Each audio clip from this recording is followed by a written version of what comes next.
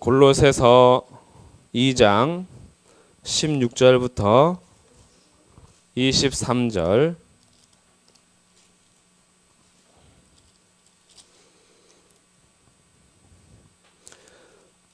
까지 교독하겠습니다. 그러므로 먹고 마시는 것과 절기나 초하루나 안식일을 이유로 누구든지 너희를 비판하지 못하게 하라.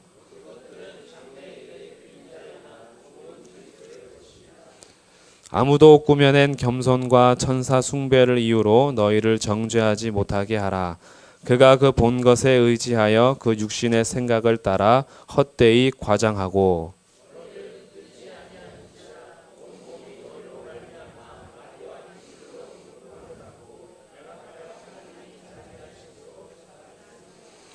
너희가 세상의 초든 학문에서 그리스도와 함께 죽었거든 어찌하여 세상에 사는 것과 같이 규례에 순종하느냐.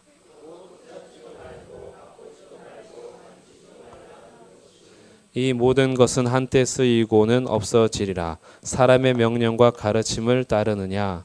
이런 것들은 자의적 숭배와 겸손과 몸을 괴롭게 하는 데는 지혜 있는 모양이나 오직 육체에 따르는 것을 금하는 데는 조금도 유익이 없느니라. 아멘.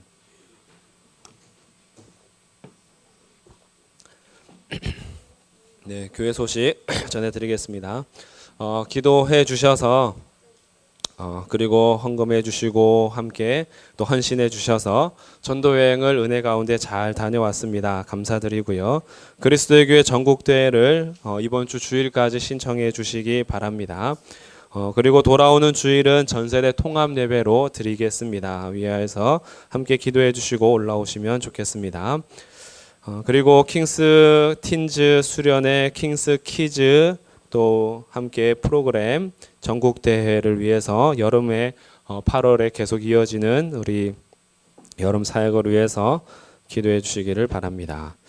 우리 계속 기도해 주시는 환우들을 위해서 기도해 주시되 우리 장백주 형제 청년은 강남 세브란스 병원에서 퇴원하여서 강남 나무병원으로 이동하였습니다. 한 달이 딱 차면 나가야 된다 그래서 모든 약품을 받아 나무병원이라는 곳으로 대치동에 있는데요. 이동한 상태입니다. 그래서 혈액 수치만 정상되면 바로 퇴원할 수 있는 상태니까요. 위에서 계속 기도해 주시기를 바랍니다. 그리고 우리 초등부 어린이들에게 광고를 하겠습니다. 네, 이 앞자리를 여러분에게 제공한 거는 여러분을 가장 귀하게 모신다는 의미였어요. 장난치라고 모신 게 아니라 여러분은 충분히 앉아서 예배 드릴 수 있는 나이라고 판단이 됩니다. 근데 자꾸 예배를 드리면서 앞자리에 와서 찬양하지도 않고 예배 드리지 않는 여러분에게 오늘은 앞자리를 주려 하지 않습니다. 그래서 오늘은 각자 부모님과 할머니 곁으로 가서 예배를 드리기 바랍니다. 가세요. 오늘은 벌이에요, 벌.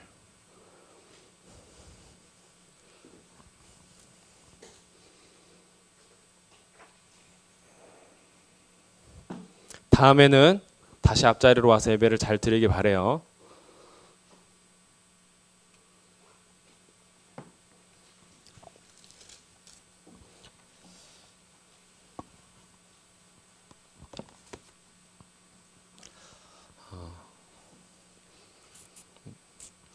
네, 저희가 7월, 8월 맞아서 골로새서 말씀을 함께 나누고 있습니다. 골로새서 말씀은 예수 그리스도가 어떤 분인지 명확하게 알려주기 때문에 우리가 여름철에 함께 2달을 보내면서 우리의 신앙생활을 예수님을 알아가고 어떻게 하면 예수님께 더 가까이 서야 하는지를 주목하기 위해서 골로새서의 말씀을 한 절 한 절 다 우리가 주의하면서 볼 수는 없지만 골로새서 전체가 말하고자 하는 것들을 붙잡고 우리가 예수님께로 향하는 신앙생활을 추구하고자 이 여름을 같이 보내는 중에 있습니다. 그리고 오늘 2장 16절부터의 말씀은 그 앞절을 받아서 이어지는 말씀이에요. 그러니까 그 앞절이 뭐냐 하면 이런 것이 이제 있습니다. 지금 바울이 수고하는 이유가 있는데 그 수고하는 이유는 2장 2절에 하나님의 비밀인 그리스도를 깨닫게 하는 것이 목적이에요. 그러니까 바울이 이렇게 수고로 열심히 하는 이유는 예수님을 알게 하기 위한 것, 그리스도를 깨닫게 하는 것이 목적이 있습니다. 그런데 교회 안에서도 거짓 교사들이나 가르치는 잘못된 사람들이 2장 4절에 교묘한 말로 속이려고 하는 사람들이 있다라는 거죠. 교묘한 말이라는 것은 그럴듯한 말입니다. 들으면 굉장히 넘어갈 만한 말을 교회 안에서 공동체 안에서 하면서 이들을 자꾸 넘어뜨리려고 하는 거죠. 그래서 힘을 다하여 그리스도를 더욱더 알게 하는 것이 바울의 목표가 되겠습니다. 그래서 골로새서에서는 예수님이 어떤 분인지를 적극적으로 지금 얘기하는 중에 있어요. 그리고 이제 6절에 와서 그러므로 너희가 그리스도 예수를 주로 받았으니 그 안에서 행해라. 그 안에 뿌리를 받고 그 안에서 세움을 받아 교훈을 받은 대로 믿음에 굳게 서서 감사함을 넘치게 하라. 너희들이 예수님을 주로 받았으니 그 안에서 살아라. 이것이 골로새서의 핵심이라고 그랬습니다. 그리고 이제 오늘 읽을 말씀은 이 그리스도 예수를 주로 받아서 살아가는데 그렇게 하지 못하는 거짓 교훈들이나 거짓 교사들의 특징을 간략하게 지금 설명해 주고 있어요. 그럼 거기에 뭐냐? 이제 16절부터 보니까 그러므로 먹고 마시는 것과 절기나 초하루나 안식일을 이유로 누구든지 너희를 비판하지 못하게 하라. 자, 누구든지 너희를 어떻게 하지 못하게요? 비판하지 못하게 하라 그러죠. 두 번째 18절 아무도 꾸며낸 겸손과 천사 숭배를 이유로 너희를 어떻게 해요? 정죄하지 못하게 하라. 지금 거짓 교사들이나 거짓 교훈의 가르침이 두 가지 현상을 나타낸다라는 걸 알게 돼요. 그 첫 번째가 비판을 하고 있고요. 두 번째는 정죄를 하고 있다라는 거예요. 그런데 이 비판과 정죄의 근거가 뭐냐 하면 먹고 마시는 문제, 절기 문제, 초하루 문제, 안식일 문제. 이거는 절기들을 얘기하는 거고 규례를 얘기하는 거예요. 그러니까 어떠한 규례나 절기를 자기가 지켜가면서 그것을 지키지 않는 자들을 뭐 한다라는 거예요? 비판하고 있다라는 거예요. 두 번째 정죄의 근거는 뭐냐 하면 꾸며낸 겸손과 천사 숭배로 정죄하고 있다라는 겁니다. 그러니까 겸손, 꾸며낸 겸손이라는 것은 조금 다르게 말하면 자기가 하는 신앙생활의 어떠한 모습의 바탕을 얘기하는 거예요. 그래서 이걸 또 다른 표현으로 하면은 금욕생활과 금식을 또 얘기할 수도 있습니다. 그러니까 내가 금욕생활을 하고 금식생활을 하고 금식기도를 하면서 내 모습이 겸손한 모습으로 표현이 되나 사실은 이것이 꾸며낸 거죠. 그러니까 예수님께서 하시는 말씀이 있잖아요. 예수님께서 너희가 금식하려거든 기도하려거든 그리고 구제하려거든 어디로 가서요? 은밀히 거하는 골방에 가서 은밀히 계신 하나님 아버지께 해라. 사람에게 보이려고 외식하는 자처럼 하지 마라. 이게 지금 이 장면이에요. 외식으로 꾸며낸 겸손, 외식으로 꾸며내는 금욕생활, 외식으로 사람들에게 보이려고 하는 신앙생활, 이런 것들과 천사 숭배라는 것으로 너희를 정죄하고 있는데 그런 걸 정죄하지 못하게 하라라는 것으로 얘기하고 있어요. 그렇기 때문에 이 거짓 교사들의 특징이 두 가지로 나타나는 겁니다. 거짓 교사들의 특징 두 가지는요. 첫 번째는 사람을 지향합니다. 지향. 이들의 목적은요. 사람들 눈에 보이는 거예요. 그러니까 이들의 결론도 사람들 앞에 서인 거죠. 그러니까 거짓 교사들의 특징은 사람들의 마음을 훔치는 거예요. 그리고 사람들의 마음을 사는 거고요. 두 번째 거짓 교사들의 특징은 계속 반복적으로 오늘 주제가 될 텐데 19절입니다. 머리를 붙들지 않는다라는 거예요. 이 머리는 그리스도를 말하고요. 결국 거짓 교사들은 그리스도를 바탕으로 하지 않는다라는 거예요. 그럼 거짓 교사들의 두 가지 특징이 있습니다. 예수님을 바탕으로 하지 않고 사람을 향해 가는 것. 이게 거짓 교사의 특징이에요. 그러니까 이게 거짓 교사라고 해서요. 정말 거짓말을 잘하는 보다 이렇게만 보시면 도덕적이고 윤리적인 거짓으로 우리가 받아들일 수 있는데 지금 여기에서 말하는 거짓 교사는요. 그리스도를 바탕에 두지 않고 사람을 향해서 가고 있다면 그게 거짓 교사가 돼요. 우리에게도 충분히 그럴 여지가 있다는 거죠. 우리의 신앙생활이 예수님을 바탕으로 하지 않고 사람들 눈앞에서 사람들을 향해서 신앙생활 충분히 할 수 있어요. 그러면 우리들의 삶이 거짓 교사의 삶과 같아지게 돼요. 굉장히 위선적이고 외식적인 모습으로 많이 갖춰지게 되죠. 그러다 보니까 거짓 교사들로부터 나오는 거짓 교훈의 특징이 있습니다. 거짓 교훈의 특징은 첫 번째, 사람의 명령과 가르침에 바탕을 둡니다. 이것이 이제 20절 말씀인데요. 너희가 세상 초등 학문에서 그리스도와 함께 죽었거든 어찌하여 세상에 사는 것과 같이 규례에 순종하느냐. 여기서의 세상에 이 초등 학문에 거하는 삶. 그리고 뒤에 22절 이 모든 것은 한때 쓰이고는 없어지리라. 사람의 명령과 가르침을 따르느냐. 이것이 그것 합쳐져 있는 거죠. 사람의 명령과 사람의 가르침, 사람으로부터 나오는 그 세상의 초등 학문에 바탕을 두고 있다. 이런 거 있잖아요. 신앙생활 하면서도 우리의 기초가 공자왈, 맹자왈, 소크라테스왈 이렇게 할 수 있는 거예요. 세상에 좋은 철학자들의 명언들을 가지고 와서 누가 이렇게 말하기를, 경제적인 가치를 가지고 올 때 경제학자의 말을 들어서 경제적인 논리로 성경을 해석을 한다거나, 아니면 사회 정의를 내릴 때에 사회학자의 말을 들어와서 그가 쓴 문장을 가지고 성경을 해석하려고 하는 것, 이건 다 세상의 요소를 바탕을 두고 사람의 명령이나 가르침을 가지고 하나님의 말씀을 분석해 나가는 삶인 거예요. 이 거짓 교훈의 특징입니다. 그러니까 여러 사람들이 등장하겠죠. 오늘날 유명한 사람들, 유명한 시인, 유명한 철학자, 이들의 말이 다 잘못됐다라는 것이 아니라 그것이 바탕이라는 거예요. 하나님의 말씀이 바탕이 아니라. 그러니 그런 삶 속에서 우리들도 사실은 공자의 가르침이 우리에게 깊이 뿌리 내려 있죠. 맹자의 가르침이 우리 시대에 깊이 뿌리 내려 있죠. 불교의 가르침이 우리에게 깊이 뿌려 내려 있어요. 이거는 우리가 부인할 수 없는 우리 민족의 뿌리예요. 그러다 보니까 우리도 알게 모르게 유교적인 습성들과 불교적인 습성들이 튀어나올 수밖에 없어요. 문지방에 서 있을 때 왠지 불편한 느낌, 글씨를 빨간색으로 이름 쓰면은 뭔가 안 될 것 같은 느낌 있잖아요. 누가 내 이름을 빨간색으로 조선은 쓰면은 기분이 괜히 찝찝한 이런 느낌들. 그러니까 이런 바탕들이 있어요. 어쩔 수가 없어요. 이런 바탕들이 있는데, 근데 그것이 우리의 삶의 근거가 될 수는 없거든요. 근데 그것을 여전히 바탕 삼아서 맹자께서 말씀하시기 이렇게 했으니 성경도 그렇게 말해야 된다라는 식으로 가르칠 때가 있죠. 공자도 이렇게 말을 했으니 공자의 가르침에 따라서 그래 성경도 그렇게 말을 해야지라는 어떠한 바탕을 가지고 우리들에게 그럴듯한 논증을 펼치는 교훈의 모습이 있습니다. 그러니 사람의 명령이나 가르침의 바탕을 두고 세상의 초등 학문에 여전히 매여 있는 그것이 교훈, 거짓 교훈의 특징이 첫 번째고요. 두 번째는 또 19절 반복하는 겁니다. 머리를 붙들지 않습니다. 거짓 교훈의 특징은 머리를 붙들지 않아요. 그 머리를 붙들지 않는다라는 것은 머리로 향하지 않는다라는 거예요.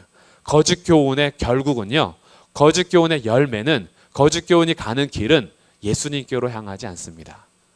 예수님과 점점 멀어져요. 이게 거짓 교훈의 특징입니다. 그러다 보니까 우리 안에서도 이런 것들이 굉장히 주의가 필요해요. 거짓 교사라고 해서 갑자기 외부적인 가르침을 가지고 오는 것을 의미하지 않습니다.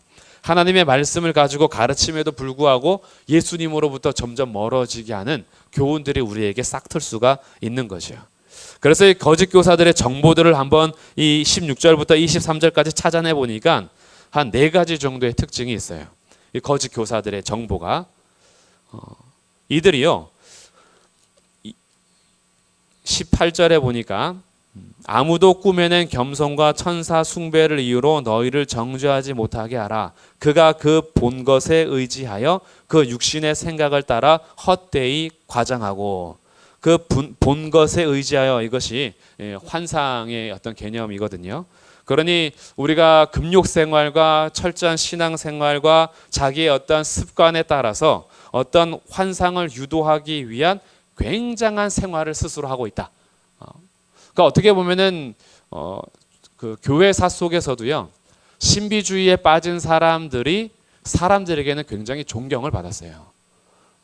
그리고 금욕주의적인 생활을 하고 굉장히 이단적인 삶으로 가는 사람들이 나중에 이단으로 정죄받는 사람들이요, 당시 사람들에게는 존중을 받았어요. 왜냐하면 그들의 삶은 정말로 세속을 떠나서 철저하게 살거든요.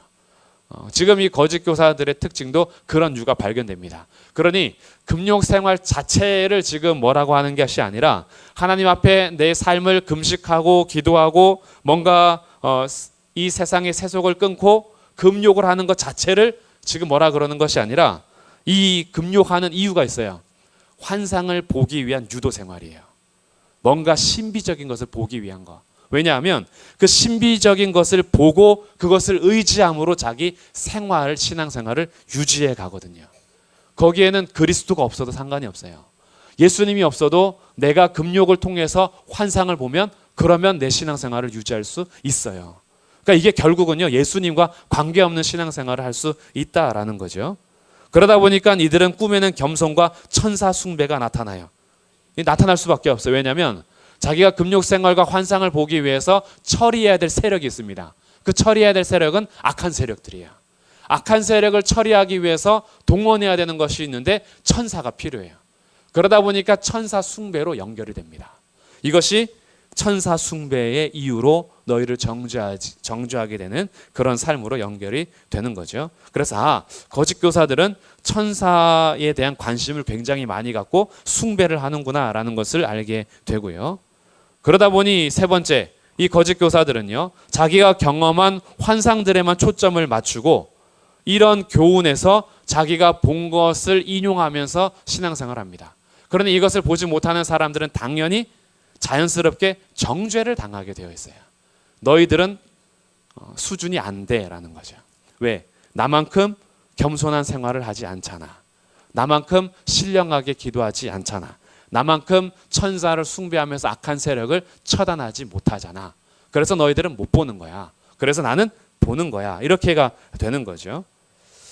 그러다 보니 네 번째 이어지는 것이 그 과시함이 나타나서 세속적 성향을 드러내며 교만함이 나타나게 됩니다. 그 안에는 결코 사랑이 없어요. 겸손도 없고요. 이것이 이제 거짓 교사들이 열매를 맺게 되는 마지막 근거죠. 그래서 결국은 19절 머리를 붙들지 않게 됩니다. 그리고 이제 자신들의 금욕 생활을 통해서 뭘 자꾸 비판하게 되냐 하면 16절 먹고 마시는 것과 절기, 초하루, 안식일 지키는 것이 굉장히 귀함에도 불구하고요. 그것이 비판의 도구가 돼요. 나는 지키는데 왜 너는 못 지켜 이거죠. 왜 먹고 마시는 문제에서도 너가 왜 여기에 대해서 철저하게 그것을 가르지 못해라고 비판의 요소가 되고 절기와 초하루나 안식일에 대해서도 이것이 비판의 거리가 되는 겁니다. 그래서 바울이요 정리를 하는 거예요. 뭐라고 정리하냐 하면 17절을 우리 같이 한번 읽어보겠습니다. 17절 시작. 이것들은 장래일의 그림자이나 몸은 그리스도의 것이니라. 먹고 마시는 것, 절기, 초하루, 안식일 이것은 장래일의 뭐라 그래요? 그림자다. 그림자는 실체하고 비교했을 때 실체가 실체죠. 그게 진짜죠. 그림자는 그 실체를 비추기 위한 거예요. 그러니까 안식일을 통해서 어디로 가야 돼요? 그리스도께 가야 되는 거예요. 절기들을 지키면서 어디를 가야 돼요? 그리스도께 가야죠. 먹고 마시는 문제를 가지고 어디를 향해야 돼요? 그리스도를 향해야 돼요. 그런데 절기를 잘 지키고 초하루를 잘 지키고 금식하고 먹고 마시는 문제를 잘 하면서 그리스도께 향하지 않으면 우리에게 나타나는 열매가 뭐냐 하면 비판과 정죄가 나타난다라는 거죠. 그 그림자 때문에. 오히려 그 그림자 때문에 예수님께 가는 것이 아니라 그림자 때문에 지켰네 못 지켰네라는 율법주의, 그리고 금욕을 했네 안 했네 금욕주의, 그리고 신비적인 환상을 보내 못 보내라는 신비주의, 이런 것들이 오히려 예수님을 향하게 하지 못하고 오히려 자신들이 교만한 상태에 되어서 그것을 가르치니 이것이 교회 안에 거짓 교훈이 된다라는 거예요. 그래서 이 골로새 교회에 이런 일들이 있었기 때문에 19절 말씀 다시 한번, 이게 계속 제가 반복한다고 말씀드렸는데 19절을 그래서 다시 한번 읽어보겠습니다. 시작. 머리를 붙들지 아니하는지라 온몸이 머리로 말미암아 마디와 힘줄로 공급함을 받고 연합하여 하나님이 자라게 하심으로 자라느니라. 아멘. 결국 거짓 교훈의 마지막은 머리를 붙들지 않아요. 그 머리로부터 공급을 받지 않아요. 신앙생활을 열심히 할수록 우리가 빠질 수 있는 함정입니다. 우리 모두가 굉장히 주의해야 될 거예요. 초기에 신앙생활을 할 때는요, 예수님 붙들지 않고는 살 수가 없죠, 사실. 자기가 무식하기도 하고 알지도 못하기 때문에 오직 예수, 그건데 신앙생활이 길어지고 또 깊어지면서요, 오직 예수가 아니라 뭐가 되냐 하면 내가 하고 있는 신앙생활에 초점을 맞추게 돼요. 그러다 보면 이것이 기준이 되어서 여기에 따라서 규례가 생기고 어떠한 여기에 따라서 법칙이 생기고 이것을 지키냐 못 지키냐 하냐 안 하냐에 따라서 예수와 상관없는 비판과 정죄가 우리 교회 안에서도 충분히 일어날 수 있다는 거예요. 내 안에서도 마찬가지고요.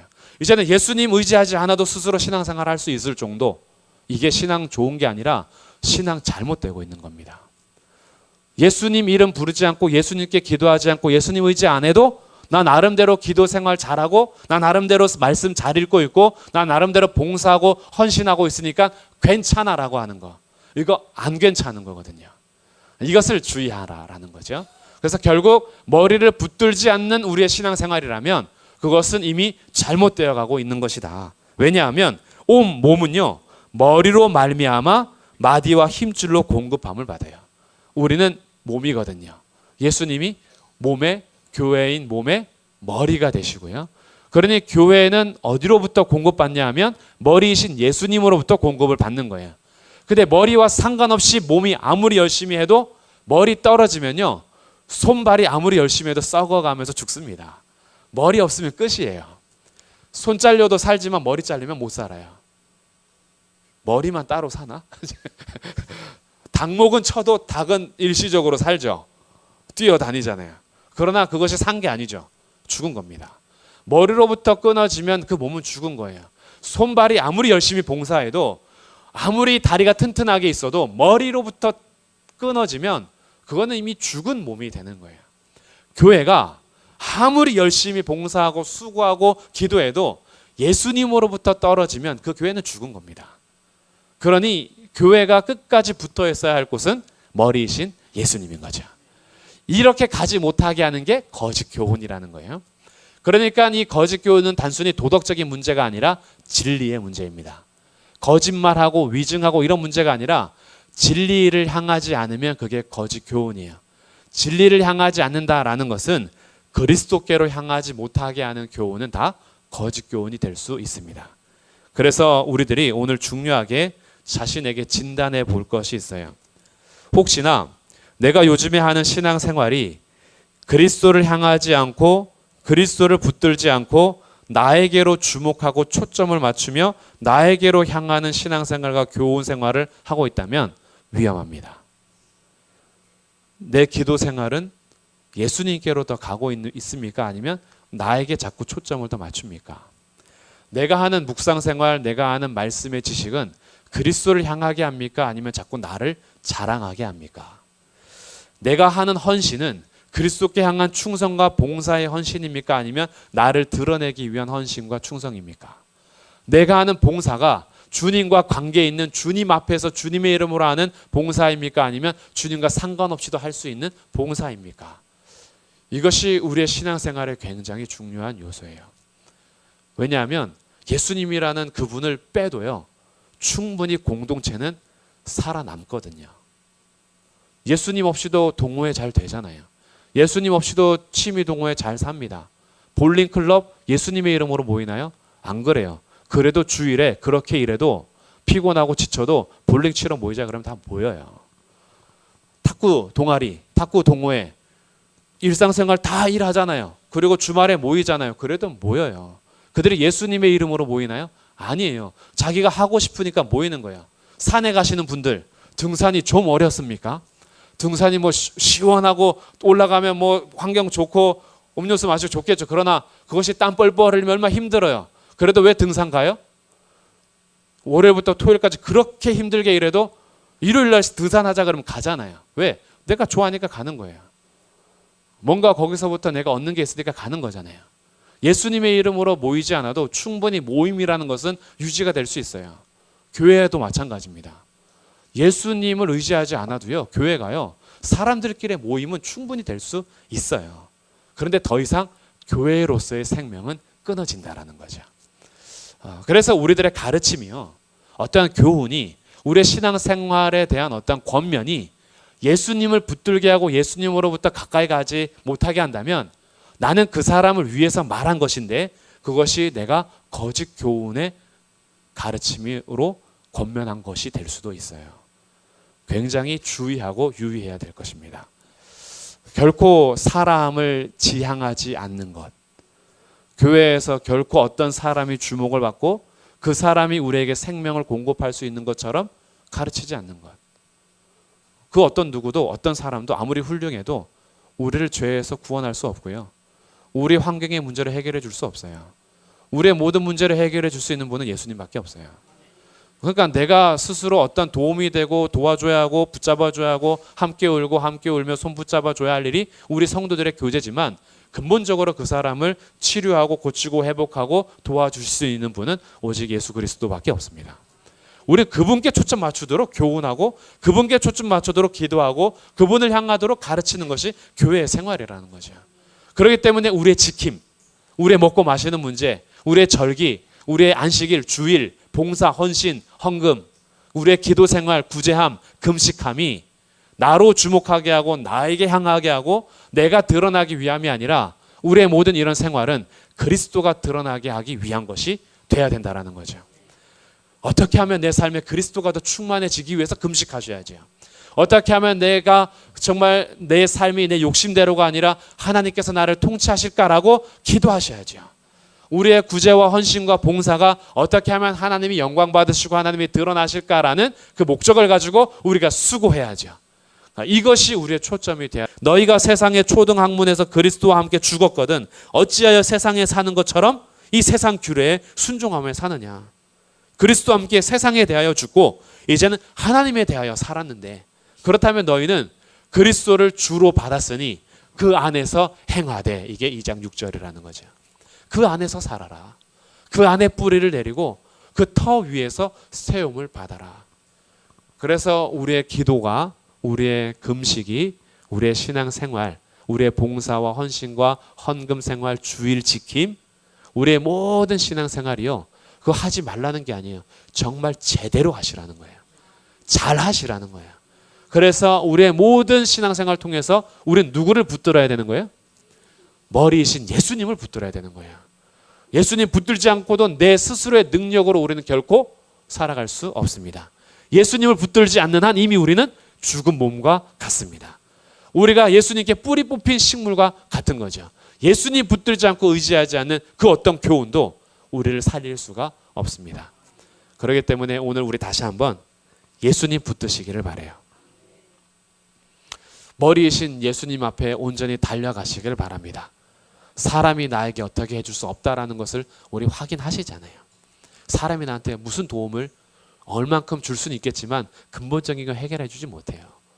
우리가 오늘도 붙들고 의지할 분은 예수님밖에 없어요. 그래서 우리 오늘 다시 기도 시간에 금요일에 우리 하나님 향하고 하나님 붙들고 예수님의 이름을 부르십시오. 예수님이 몸을 붙들어 주십니다. 예수님께 뿌리 내리면 예수님의 터로부터 생명이 공급이 됩니다. 말라있던 내 삶이 다시 한번 물줄기를 공급받고 그 물을 공급받고 영양을 공급받아 우리에게 다시 꽃이 피고 열매가 맺어질 거예요. 우리가 예수님께만 뿌리 내리면 되는 거예요.